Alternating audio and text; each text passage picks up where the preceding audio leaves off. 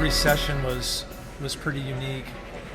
Carrie Joe brought a really powerful word on just a deeper level of worship.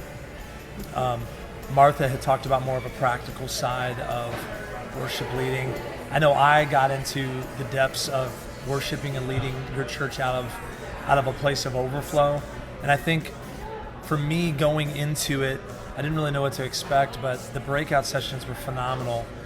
David Binion and I led a songwriting breakout session that I had gotten a ton of emails back on, where people were super pumped about some practical things they could do.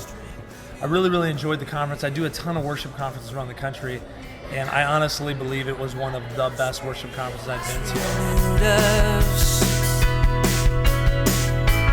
to. His last album, Arise, has been in the top Billboard gospel charts, top 10 for, I think, 21 weeks now.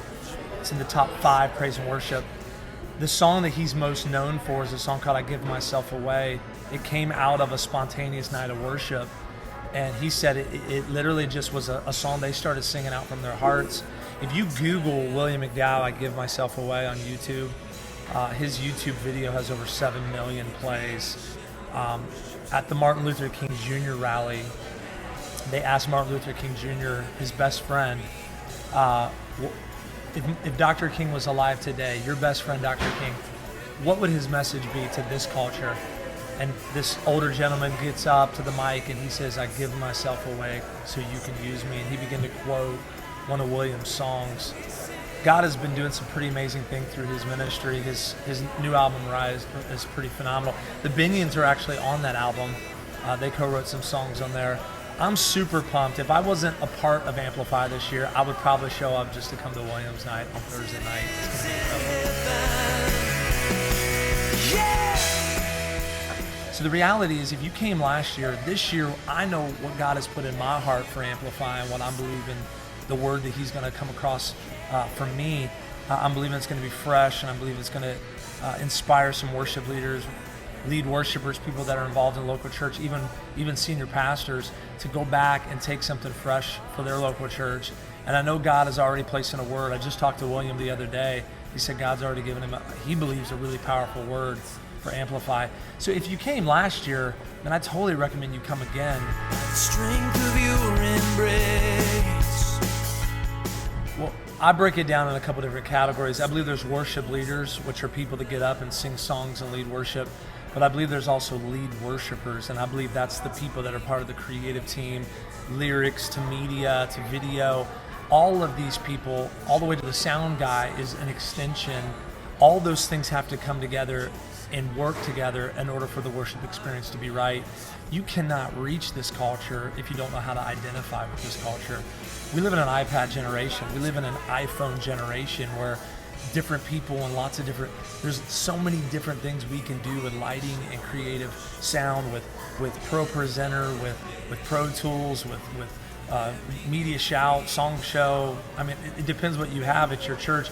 But I believe the practical side of the breakout sessions and the workshop for the media side of this is going to help churches from 80 people to 5,000, 6,000 people.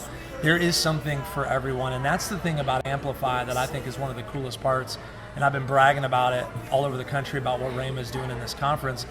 Most worship conferences are isolated to just worship, leading the worship leader and how to do that.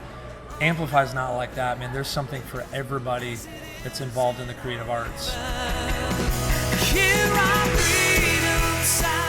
And my expectation this year, not only am I feeling it in my spirit, I don't flippantly pull the God said card very often, but I really feel expectation in my spirit that there's a worship leader, there's a pastor that's feeling frustrated, that's feeling like they're kind of in a rut right now. It's going to show up to Amplify 2012, and there's going to be a reigniting of a fire, a new passion, a new inspiration.